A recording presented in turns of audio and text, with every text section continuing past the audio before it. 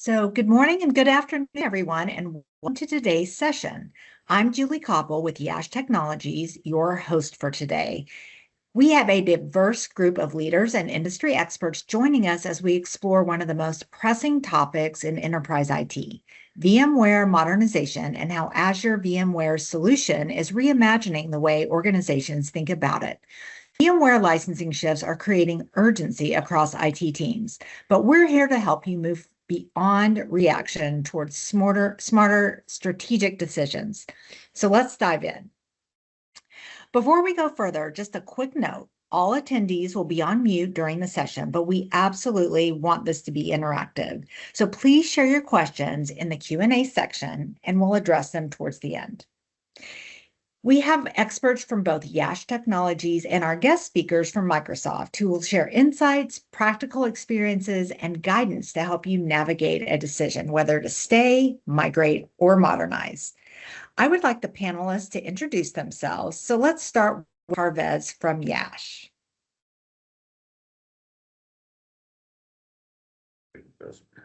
Hello everyone, this is Parvez here. I head the global cloud and infrastructure practice in Yash, being with Yash from last 22 years. Thank you. Abhishek, would you like to go next? Sure, Julie. Hey, hello everyone. My name is Abhishek. I'm a part of cloud and infrastructure pre-sales and solutioning team with Yash for over 10 years now. Thank you. Great. And now the Microsoft team? Yes, I am Derek Boyd. I am one of our partner strategy architects here within our enterprise partner solutions organization at Microsoft, supporting our partner ecosystem on all things Azure VMware solution. Glad to be here today to speak with you all. Great. And Yash with Microsoft? Thanks, Julie. Hey, my name's Yash. I am a senior technical product manager at Microsoft here, specifically responsible for infrastructure, capacity, networking, and some of our newer SKU offerings, such as the AV64 SKU and the AVS Gen 2 product that we have out there today. Thank you. Looking forward to the webinar today. Wonderful. Well, let's go ahead and get started. Our first question is, how is Azure VMware solution changing the way enterprises think about VMware modernization? Yash from Microsoft, would you like to take this one? Sure. So this is an interesting question, especially because of the kind of shape of the industry today and how things are changing around us and how the ground underneath us is also moving. So like I used to say in the past, and I'll kind of adjust that as I go, is AVS, what we really do is reframe what modernization means to it being not a binary solution for you to pick as in an all or nothing transformation, instead into a progressive workload-led journey that customers can control themselves. So traditionally with VMware modernizations, enterprises were made to make a difficult choice, either refactor everything into cloud native services or stay on-prem the longer they needed to. And now with changes to both the business model with Broadcom and enterprises having to shift their budgets from modernization into AI, these decisions aren't as easy to make, especially if they're so binary. And so with AVS, what we do is we help enterprises realize that they don't need to modernize everything before they move to the cloud. And so with AVS, VMware workloads can actually migrate to Azure as is. That allows customers to keep their workloads using the same VMware stack, including vSphere, NSX, eventually VCF9, and the suite of suite of products that offers will also be available on AVS. And what that allows you to do is immediately get rid of the cost, the CapEx expenditure that you have with operating your own data center and benefit from Azure's scale, resiliency, security, and managed infrastructure without having to go and re-architect all of your applications. So what that really means is that you can actually go and selectively modernize and do so incrementally. So you can start to integrate into Azure native services like backup, DR, monitoring, security data, etc., and do so where it makes most sense. So what I like to say is the mindset really shifts from modernize to migrate to modernize. And this is really important because what AVS essentially lets customers do and enterprises do is modernize on your own terms. And so modernization, essentially, instead of it becoming a migration story, it becomes a business strategy that customers can then use to decide which workloads move to AVS, which workloads move to native, and kind of do it on your own terms. Great. Thank you, Yash. That was a great explanation. Let's move on to question 2. So why are enterprises viewing AVS as a strategic option rather than just a migration tool? So Parvez, would you like to start on this one? Yeah, thanks, Julie. That's a great question. And now this is more the enterprises are looking at actually. So now enterprises are no longer seeing AVS as a just lift and shift vehicle. Actually, they see it's a strategic bridge between the legacy investment and future innovation, like Yash talked about that. So the key strategic drivers which focus on like risk mitigation first, like AVS allows enterprise to migrate without refactoring or reducing transformation risk for mission critical workloads. Again, it gives a hybrid operating model, which enables seamless integration with Azure native services like AI, analytics, security, while retaining a VMware constructs. Then the business continuity and speed with rapid migrations time like weeks, months, critical for like M&A, merger and acquisitions, data center exit, and regulatory timelines. Investment protections, which is most critical right now, everyone is looking for that. Like existing VMware tools, skills, and process remain relevant. And the foundation for the modernization, like AVS is not the end state. It's a strategic platform for phased modernizations. Okay. Like AVS is not a final destination, but it's a controlled transition zone from VMware to cloud native innovation. Thank you. That was great. Yash, from Microsoft, do you have anything you'd like to add? I think Pervez kind of hit the nail on the head there. The key thing I think for enterprises to understand and the decision makers in your enterprise to understand is that AVS is something that's not an isolated service inside of Azure. And what that means is that it's actually a way for you to strategically think about how you can take your VMware workloads and move them to the cloud over time. So we've seen customers with hundreds, if not larger amount of VMs that they've been able to move away from their local data centers into the cloud in a very short amount of time, while also being able to take some of their footprint and directly move it into native. So with that sort of split strategy, it allows you to kind of benefit from the reduction in the cost that you get by having to by being able to completely move away from on-prem. So it is a great benefit for you to be able to think in that way. Is not it's not a binary decision. It's an incremental step function.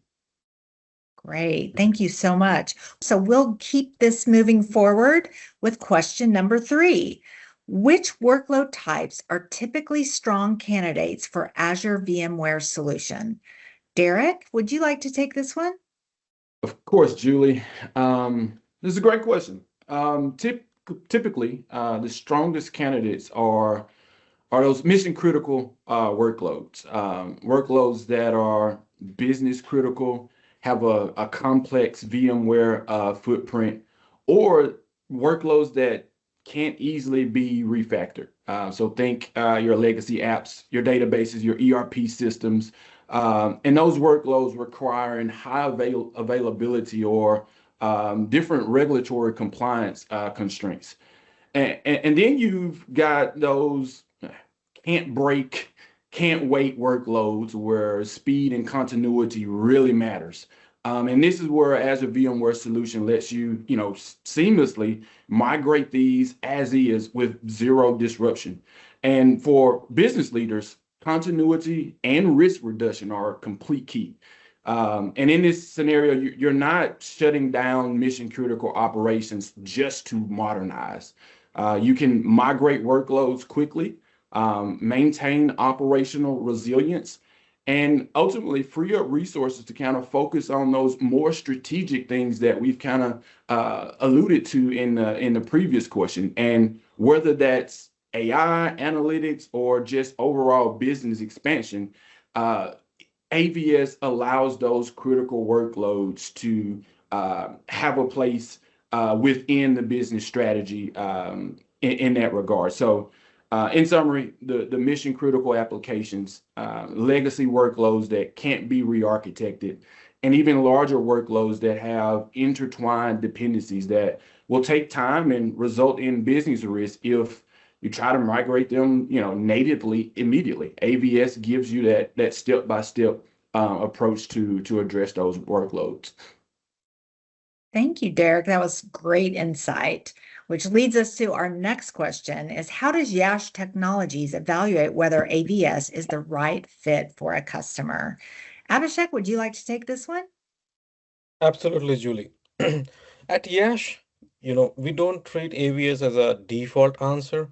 Instead, we take a very structured and outcome-driven approach using what we call as our stay, migrate, and modernize framework. So we have a five-step framework. The Yash AVS frameworks includes step one, the workload profiling. So we start by understanding the business and technical context of each workload. We look at how critical the application is, its latency and performance sensitivity, and any OS or middleware dependencies. We evaluate the licensing constraints, for example, Oracle or SQL workloads, which can significantly impact the migration strategy. Step two is the technical fitment. We assess how deeply the workload is tied to VMware. If there is any heavy reliance or on VMware constructs, complex networking, or high storage and IOPS requirement, AVS becomes a very strong candidate. We also map application and application interdependencies because in reality, applications don't move in isolation. Step three, a very critical one, the financial analysis or the FinOps lens. This is where many decisions are validated.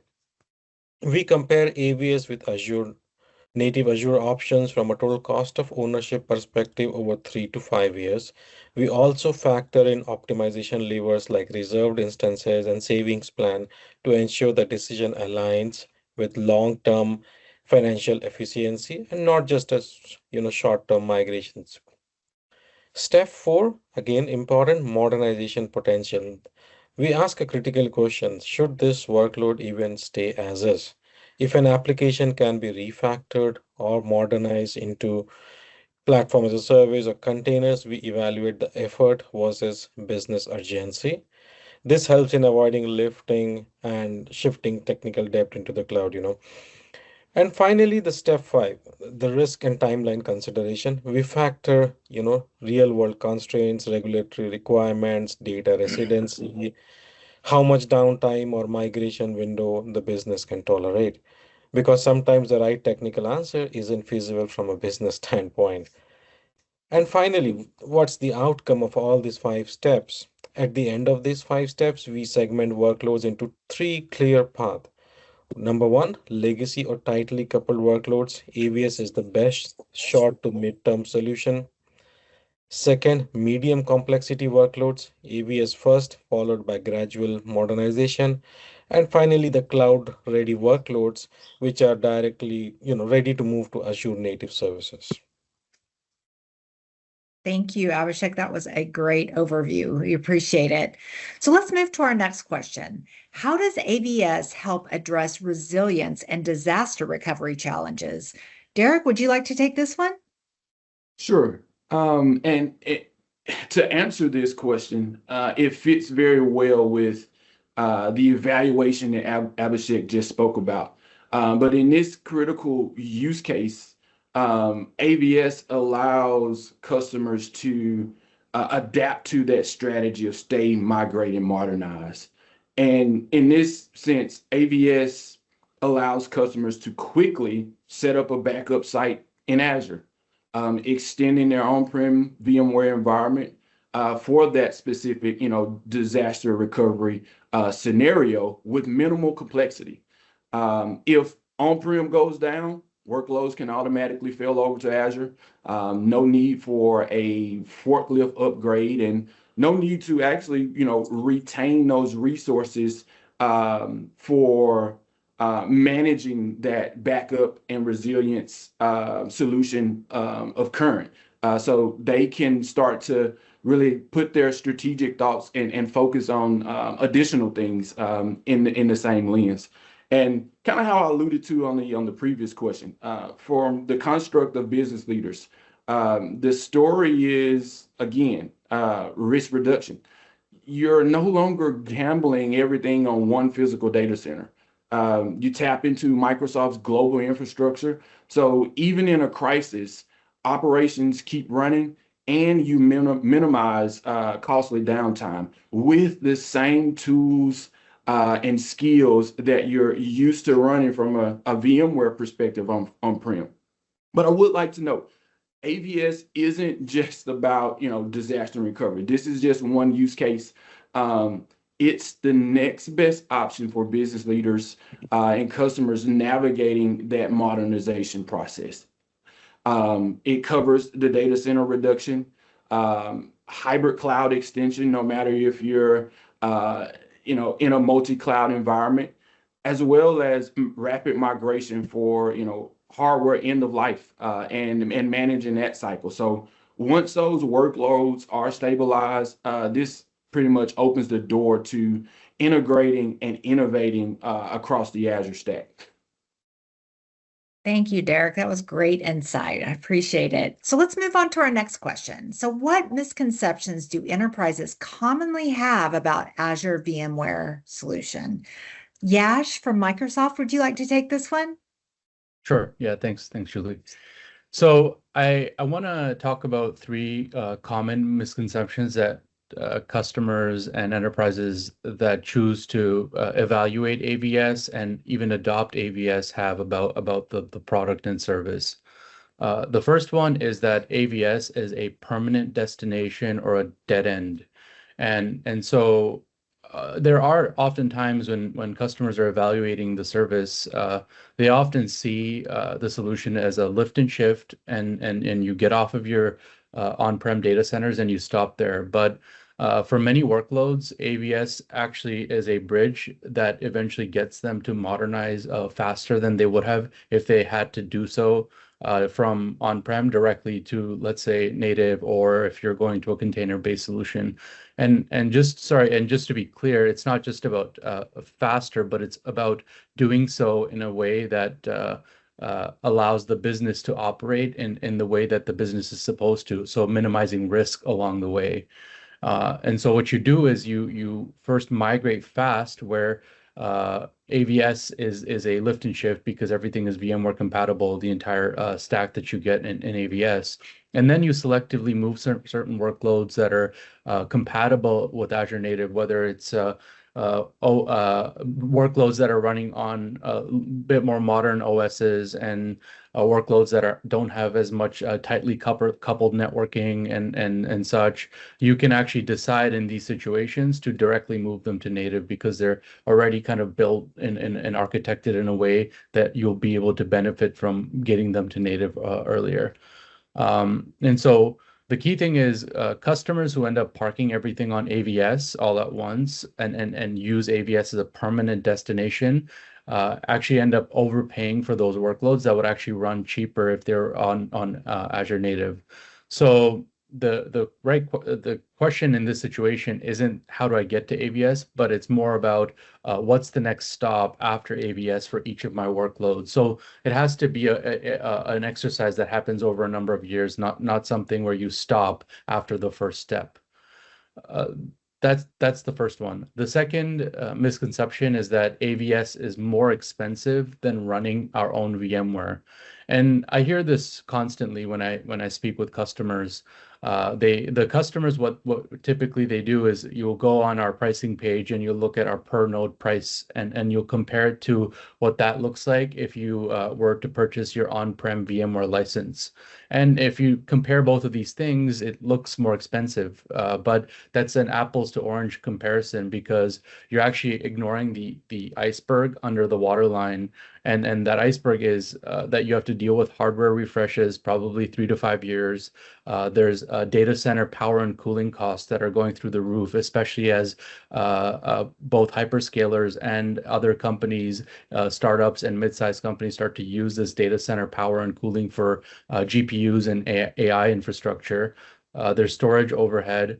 There's also DR infrastructure that needs to get managed, and you need staffing to go and manage all of this. It's not only that you're managing your VMware environment, but you're also managing your entire data center. And this is a pretty significant cost. And now, along with all of this, post the changes that Broadcom has made to licensing, where all of the customers have to go and adopt your own license, whether you're coming to AVS or staying on-prem, the renewal hits are getting harder and harder. And so customers have to manage that cost. And so when you do an honest TCO comparison, when you include all of these different factors, AVS oftentimes comes in at least at parity, or in many cases cheaper than having to go and run your own VMware stack on your own data centers locally. And then the other thing to keep in mind, I think we highlighted it earlier, but you can add reserved instances, and this actually tilts this a little farther. And there are things that Yash Technologies also offers in terms of cost benefits, where customers can actually see what options you have based on the workload size you're migrating and how many years you're committing to staying on AVS as well. And then the other thing is you do get elasticity, so you can scale up and scale down as you need to. That's not as possible on on-prem hardware. The last misconception I want to talk about is that Microsoft manages everything for me, because AVS is marketed as a managed service, and it is. But the one thing customers have to understand is where the boundary is. So Microsoft still manages infrastructure that includes the physical host, that includes certain functionality within vCenter, NSX, vSAN, hardware failures, low-level upgrades such as firmware. We will deal with that, and we'll also make sure that the hardware is both compatible to run VMware workloads along with Azure native workloads. That's one of the benefits you get with AVS. And so that's where a lot of our value comes in. But everything above that line actually belongs to you as the customer. That means your VMs, your network design, your firewall rules, DNS, your application architecture. And I've seen customers very closely collaborate with us to troubleshoot things like app connectivity, performance issues, where maybe there's some misconfiguration that was done on a T1 gateway or a DNS forwarder that the customer had set up. And so we actually work with customers because they're the ones who actually understand their architecture better than we do, because we operate the infrastructure and customers operate the applications that run on this infrastructure. So the mental model isn't that Microsoft will manage everything. It's more that Microsoft will keep your platform healthy and secure, and you keep your workloads healthy and secure. And so we've seen the most successful customers that have adopted AVS actually build operational maturity around AVS, and that you don't just like throw it over the wall and expect Microsoft to do everything for you start to finish. So it's important to keep in mind as you kind of start your journey with your eyes wide open on what you're expecting out of the service. Thank you, Yash. That was some great insight. Yep. Sorry, somebody have something they wanted to add? No, that's great insight actually by Yash. Okay, so I can proceed. Okay, great. So let's move to our next question. So how does Yash Technologies help customers operate AVS environments effectively? Abhishek, would you like to take this one? Sure, Julie. So Operating AVS, it's not just about running VMware in the cloud. It requires a combination of deep VMware expertise and cloud native operational maturity. And this is where Yash brings a differentiated value. Now, number one is the unified operations on cloud and VMware. We provide a single operating model that integrates vCenter with Azure native monitoring. Using tools like Azure Monitor, Datadog, we enable end-to-end visibility across both VMware and cloud layers, eliminating silos and improving incident responses. Number two, AI-driven operations or AI ops. We leverage our AI ops platform, the Yash proprietary Amura iMonitor Plus Plus, to move from reactive to proactive operations. This includes event correlation, predictive alerting, and auto remediation, which helps reduce noise, prevent outages, and improve system reliability.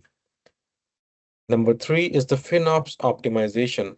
Running AVS efficiently requires continuous cost governance. We focus on right sizing AVS nodes, workload rebalancing, and identifying workloads that can be modernized, turning cost optimization into a strategic lever. Now, number four is the security and compliance. Again, a very important point. We integrate Azure native security with VMware NSX, ensuring a consistent and secure hybrid posture.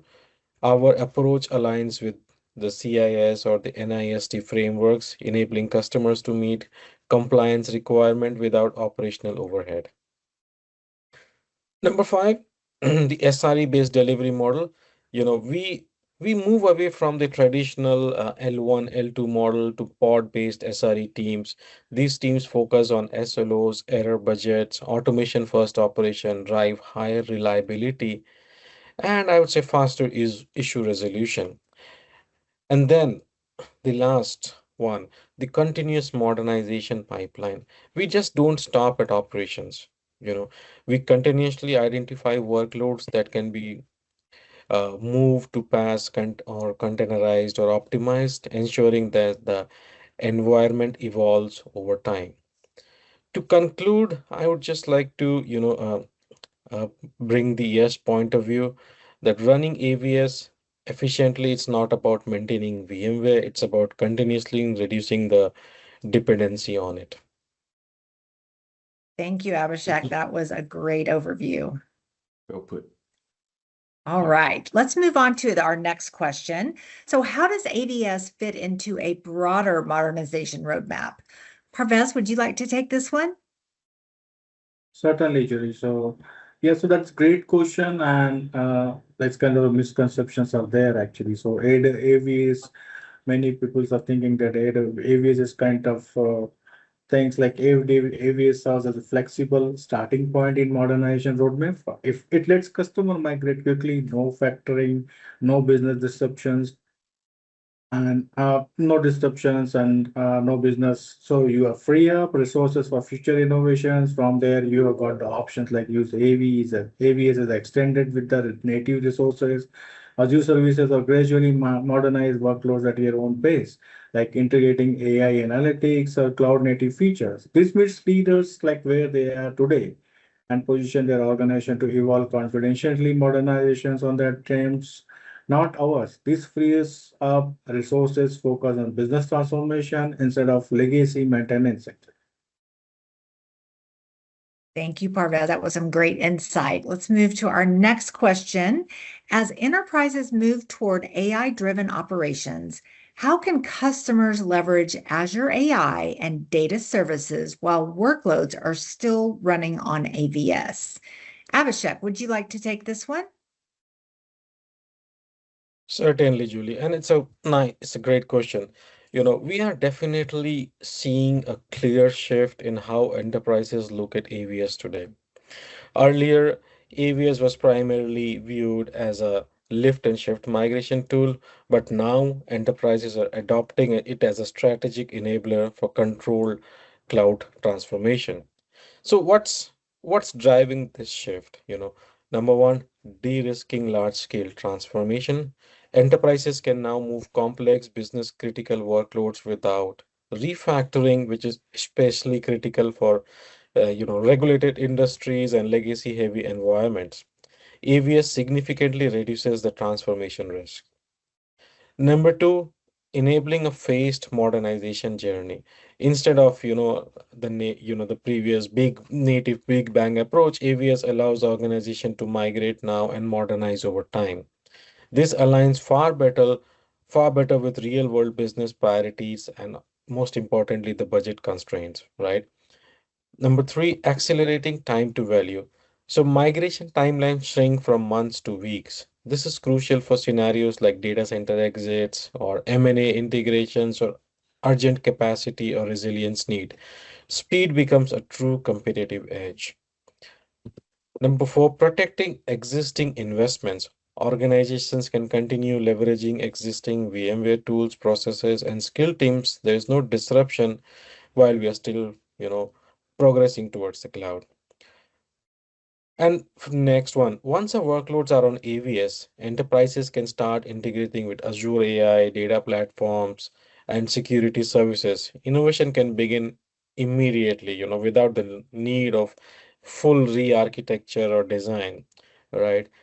And finally, providing flexibility and control. AVS gives enterprises the flexibility to decide what to keep, what to modernize, and what to optimize cost. This is this control is critical for a long-term success, right? And just to end, to this question, I would just like to bring the Yash point of view. Enterprises now are not choosing AVS just to migrate; they're choosing it to create controlled, low-risk pathway toward cloud native and AI-driven transformations. Thank Thank you. you. Thank you so much. Now to our final question. For leaders evaluating AVS, what should early decision stages focus on?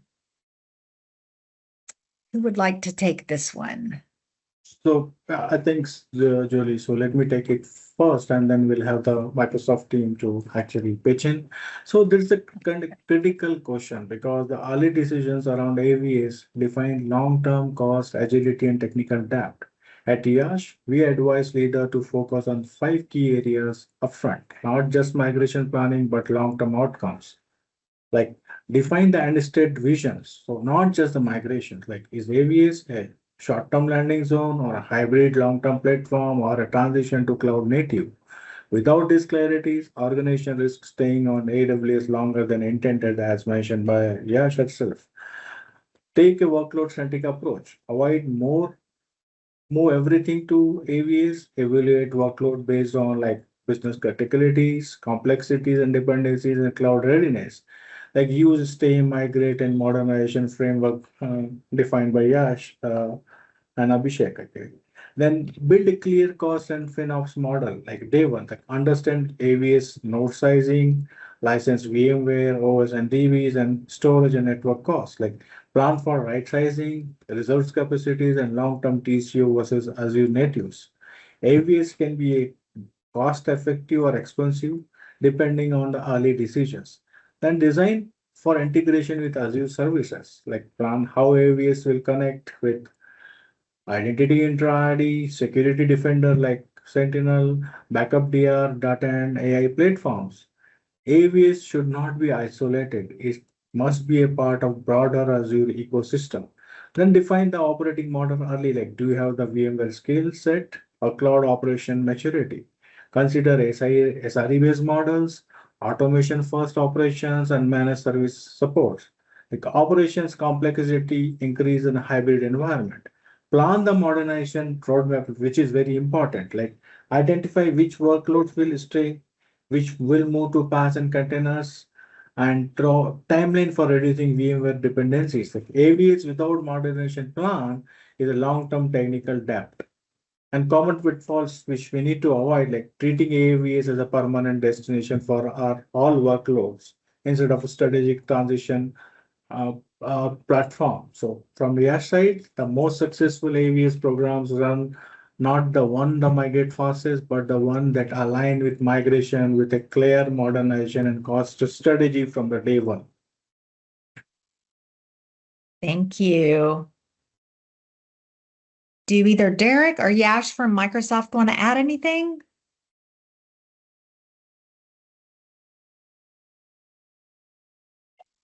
You're muted, Derek.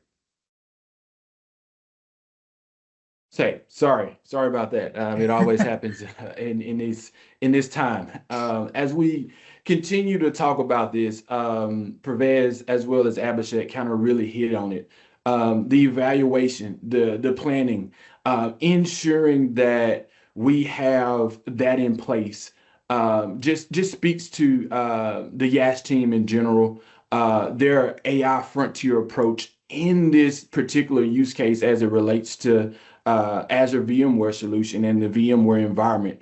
That allows for customers to get a full strategic plan in place as they are now thinking about what's 3 years, what's 5 years, what's my 10-year roadmap, and designing with that optionality within the constructs of the phases that he just spoke about. So it's great to see. It's great to see that interjection and interaction of our AI frontier approach in full throttle here with the Yash team there.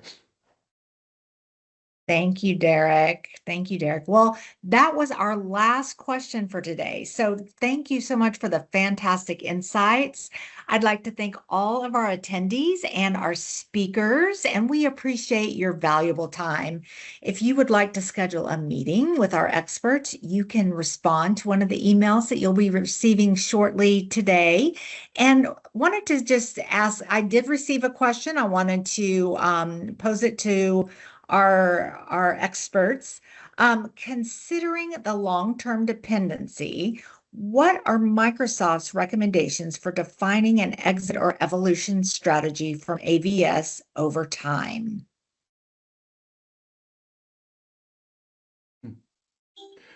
Great question. I'll take a stab at that, and anyone else can chime in here. First thing is treat AVS as that transitional platform. Yash spoke about this earlier on today. It's not a dead end. We're thinking about where we're going now, and specific to the context of what the framework of what we're speaking about today is stay, migrate, and modernize. Have that approach. Rapidly exit data center use cases with minimal refactoring. AVS checks that checkbox. Maintaining operational continuity using the existing tools that you're used to. AVS checks that checkbox. And by the time that you're ready to modernize those heavily dependent workloads, AVS have given you the platform to get a lot closer to other services within Azure that will further enhance your innovation and your overall strategy. So going back to that design with optionality from day one. Hey, what is my full long-term approach, and how do I begin to integrate other services within the Azure platform into that process? Azure networking, Entra ID, the Azure AI services, Defender for Cloud, etc. So having that thought process is what is important as you think about the AVS exit and or evaluation strategy as a whole. Thank you. Thank you. Sorry, Julie, just to add to what Derek was saying there, I mean, if I was in an enterprise's position in today's world, I would kind of frame the strategy in the following way. So first, I would try and classify what workloads I have and what is the business outcome I want to achieve for each of these workloads. So let's say I've got 1,000 VMs.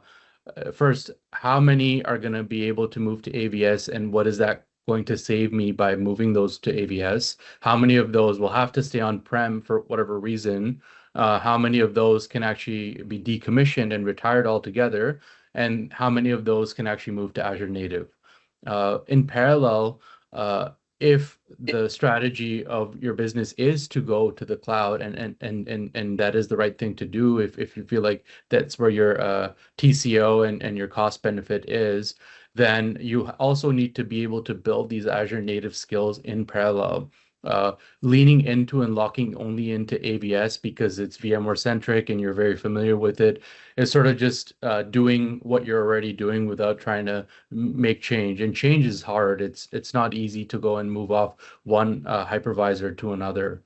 So starting that cross training early on will let you decouple your dependencies incrementally. So you don't need to wait for a big bang migration to get off AVS. You can move your DNS to Azure Private DNS. You can move your monitoring to Azure Monitoring. You can move your identity integration to Azure AD, or sorry, Entra ID, and move your firewall, to Azure Firewall. Like you can start making these incremental changes and start removing dependencies on your existing VMware stack if that is the business outcome you're trying to achieve. So again, you define your business outcome and figure out, okay, I no longer want to be dependent on VMware, and then you kind of build a strategy over a number of years to do that and execute it.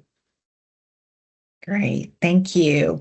Looks like we had another question come up over while we were discussing some things. It says, I have heard that AVS can save money over license renewals. I can answer that briefly. So, I mean, obviously I have to make a few assumptions about what the question's asking, but AVS is priced today per node per hour. Licenses are per core, so they're different things, but like I was saying a bit earlier, the cost of AVS, you have to compare it to the cost of running VMware on-prem. Now, if you're asking about licensing costs of VMware to be able to run on AVS, we no longer control that as much as we used to. With the recent changes Broadcom has made as of October of last year, customers actually have to bring your VCF licenses to AVS before you go and use the service. So you purchase the infrastructure from us and you get the managed service from us, but then the license, it's actually what you get from Broadcom, and Broadcom controls the cost of that, whatever it may be, and those licenses are portable between on-prem and any hyperscaler cloud. Great, thank you. And looking to see if we have any other questions. I do have a great comment. It said, from our experience, AVS delivers quick wins for migration, but the real value comes from what happens next. How does Yash recommend customers plan their modernization journey post AVS? Yeah, and that's Julie, thanks, and this kind of great questions kind of thing. And that's exactly where we see the biggest value unlock for our customers. Like at Yash, we view AVS as a phase one, enabling speed and de-risk migrations. But the real value comes from what customer do next, and that's where the structured modernization plan is critical. Yash has a four-step approach to post-AVS modernization, like first is stabilize and optimize, like first 30 and 60 days, ensure workloads are stable on AVS, implement observability and security baseline, FinOps, cost visibility and right sizing, which gives an outcome like control and optimize foundation. Then assess and segment workload, like use dependency mapping, performance and cost insight, classified workloads into like retained short-term AVS, platform as a service, or refactor like cloud native or container kind of things, which gives an outcome to you like data-driven modernization roadmap. Third is like a modernization in a waves, not a big bang.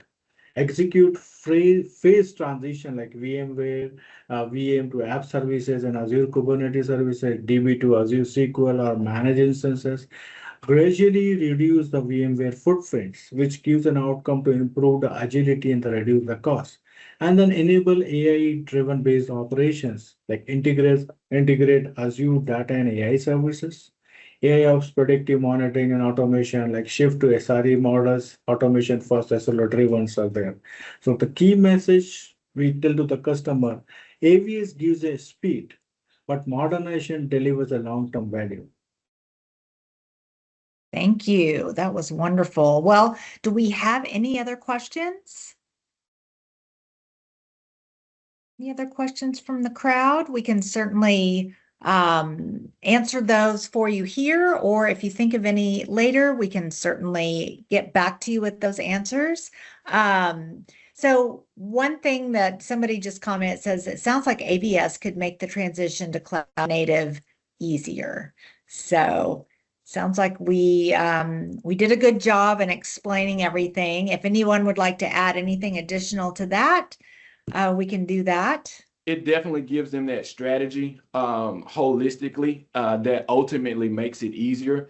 Even kind of going back to the last question from a licensing cost perspective, Yash hit on everything as it relates to the cost of AVS and the Broadcom changes. But if you look at it holistically across your licensing and the opportunities are there, it allows you to create a strategy, whether that's utilizing RIs for 1 year or even up to 5 years. Hey, I'm getting cost benefits from there.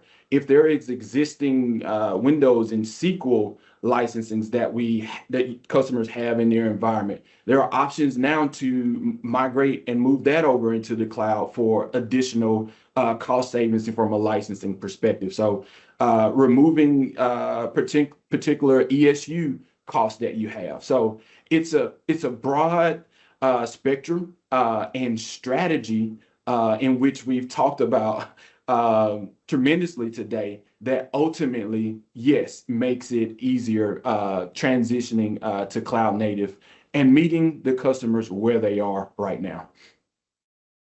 Thank you, Derek. All right. Well, if there are no other questions, we can go ahead and conclude today's session. Again, you will receive an email thanking you for attending, and you can always respond back to that, and we will get back to you if you think of any other questions. But again, thank you all so much for attending. Thank you so much to our experts that were able to answer all of your questions, and we hope everyone has a wonderful day. Thank you. Thank you. Thanks. Thank you. Thank you all. Thanks. Thank you.